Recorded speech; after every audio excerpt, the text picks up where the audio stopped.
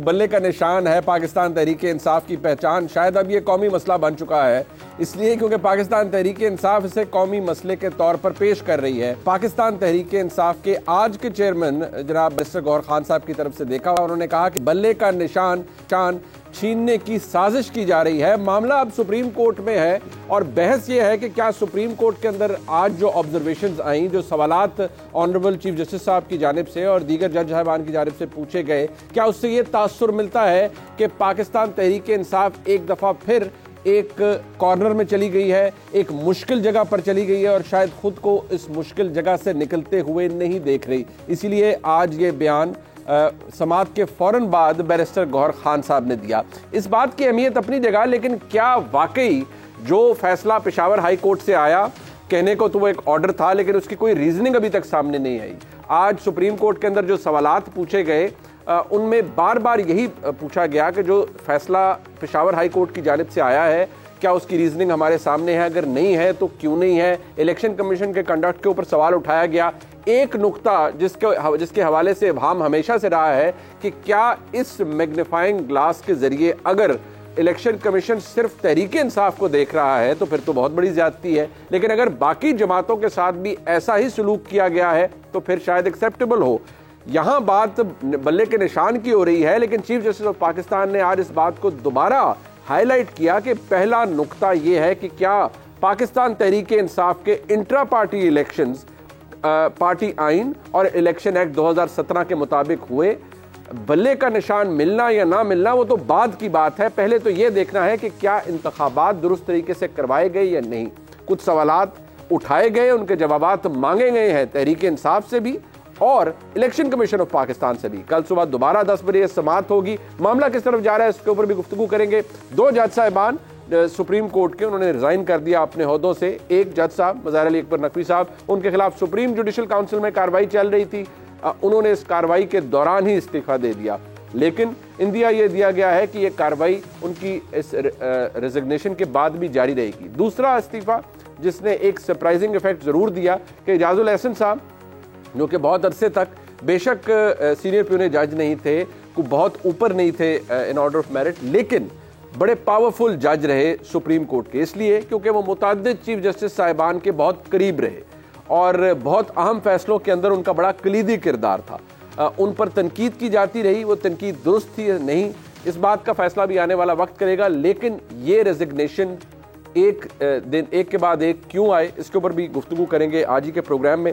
मेरे साथ मौजूद हैं हुसैन साहब, किसी तारुफ के मोहताज नहीं है, हमारे उस्ताद भी हैं, हम उनसे बहुत कुछ सीखते हैं। अदर साहब आपका बहुत शुक्रिया। जनाब अदर काज़मी साहब हमारे साथ मौजूद हैं, सीनियर सहाफ़ी हैं, बहुत शुक्रिया अदर साहब आपका।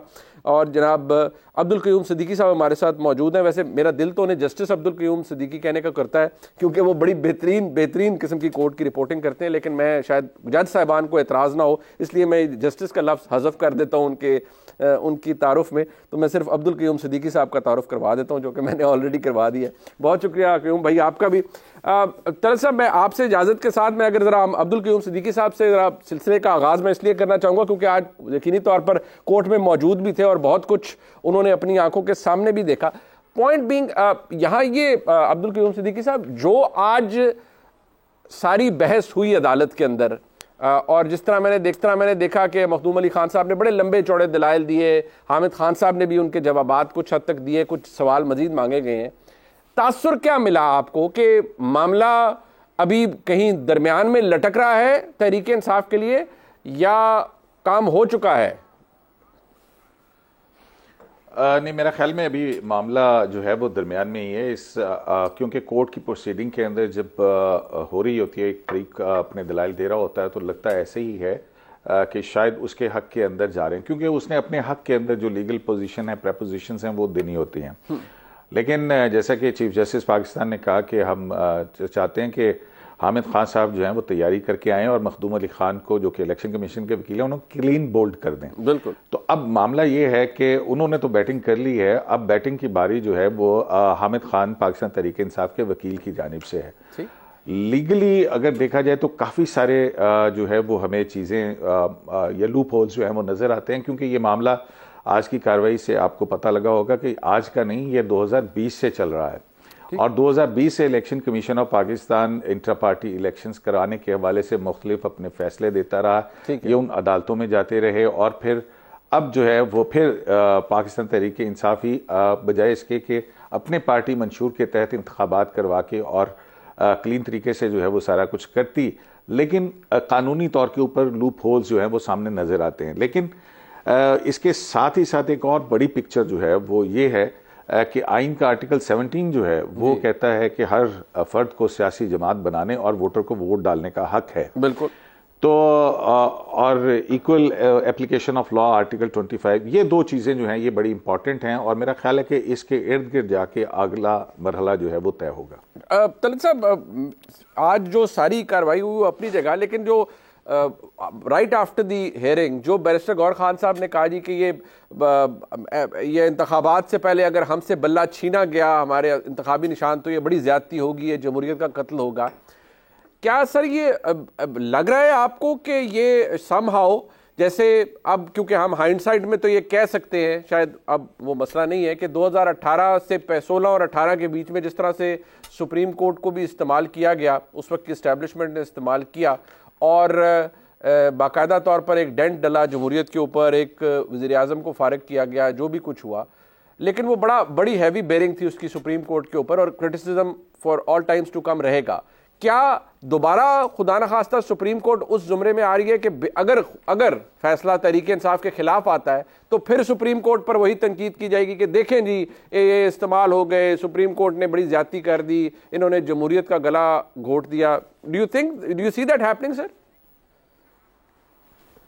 देखें, बैरिस्टर साहब की जो प्रेस कॉन्फ्रेंस थी वो एक टोन सेट कर रही है कल की हियरिंग के बाद जो फैसला आना है उसके लिए, चूँकि उन्होंने बराह रास्त ये इल्ज़ाम आयद कर दिया है कि एक मुनज़्ज़म किस्म की कोशिश हो रही है छीनने की, तो ज़ाहिर है कि अगर सुप्रीम कोर्ट का फ़ैसला वो ना हुआ जो ये चाहते हैं कि हो, यानी पेशावर हाई कोर्ट की जुरिस्डिक्शन को मान लिया जाए, यानी ये कि पेशावर हाई कोर्ट ने इलेक्शन कमीशन को जो हिदायत दी है उसको भी मनवन मान लिया जाए, यानी पेशावर हाई कोर्ट जो ये कहती है कि आप फौरी तौर पर बल्ले का निशान एलोकेट करें, यानी इलेक्शन कमीशन ने जो एतराज़ात उठाए हैं इंतखाबात की सेहत के बारे में, ये तमाम चीज़ें अगर वो परे कर दे तो फिर सुप्रीम कोर्ट का फैसला मोतबर होगा। और अगर उसने ये ना किया तो ज़ाहिर है सुप्रीम कोर्ट किसी बड़ी साजिश का हिस्सा है। याद रखें कि इमरान खान साहब की जो हमशीरा हैं वो इससे पहले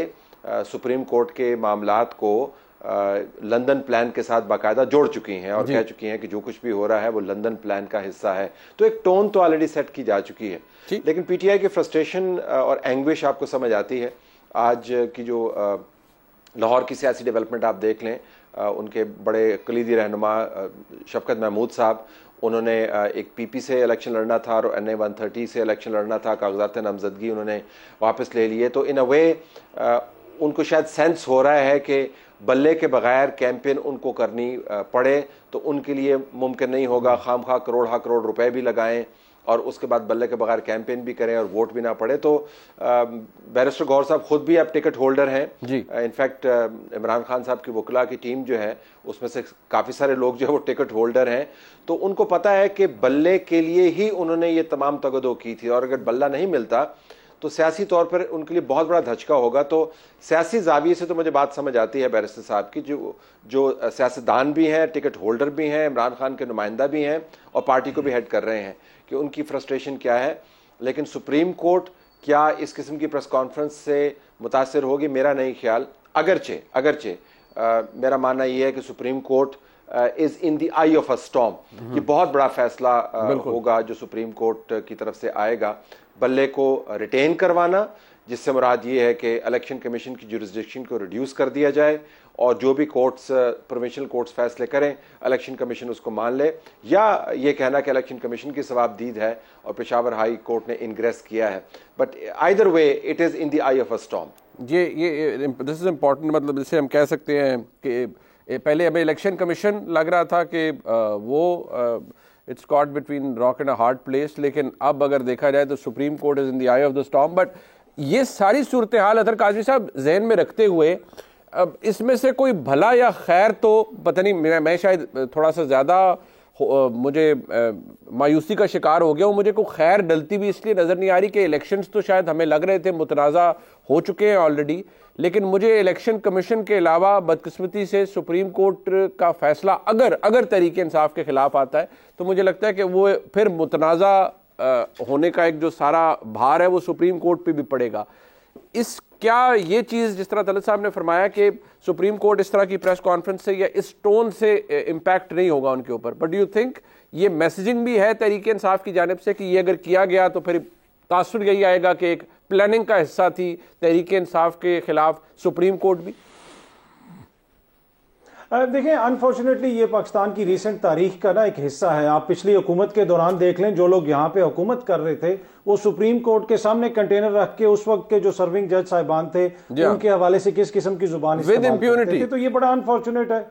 बिल्कुल, और वो करते रहे और बार बार करते रहे। इवन के जो उस वक्त के चीफ जस्टिस थे उनके हवाले से भी बहुत सारी बातें की जाती थी। तो ये अनफॉर्चुनेट है, हमारी एक ये सियासी साइड का एक हिस्सा है कि जहां पे जज साहिबान और अदलिया को इस हवाले से टारगेट भी किया जाता है, उस पर एतराज भी किया जाता है। लेकिन जब कोई फैसला आ जाए फिर वो पब्लिक डोमेन में होता है, आप उसके ऊपर आर्ग्यू भी कर सकते हैं, बहस भी कर सकते हैं, उससे इख्तलाफ भी कर सकते हैं। यहाँ पे इशू क्या है? यहाँ पे इशू ये है कि कुछ दिनों के बाद हमने इंतखाबात पे जाना है और इंतखाबात में जाने से उसमें क्या होगा कि अवाम की पार्टिसिपेशन है, करोड़ों लोगों ने वोट डालने हैं और वो जो सिंबल है उसको लाखों लोगों ने माजी में भी वोट डाला है। तो अब वो जो उन लोगों का राइट है कि उनको पता हो कि ये बड़ी सियासी जमात है, इसका ये सिंबल है, हमने इसको वोट डालना है, वो ज्यादा इंपॉर्टेंट है, या फिर जो अकबर एस बाबर साहब के हकूक जो है जो छीने गए पाकिस्तान तहरीक इंसाफ की जानिब से, उसको किस तरीके से बैलेंस किया जाएगा। और दूसरा, जिस तरीके से इलेक्शन कमीशन ने वहां पे प्ली ली और बार बार तहरीक इंसाफ के आइन का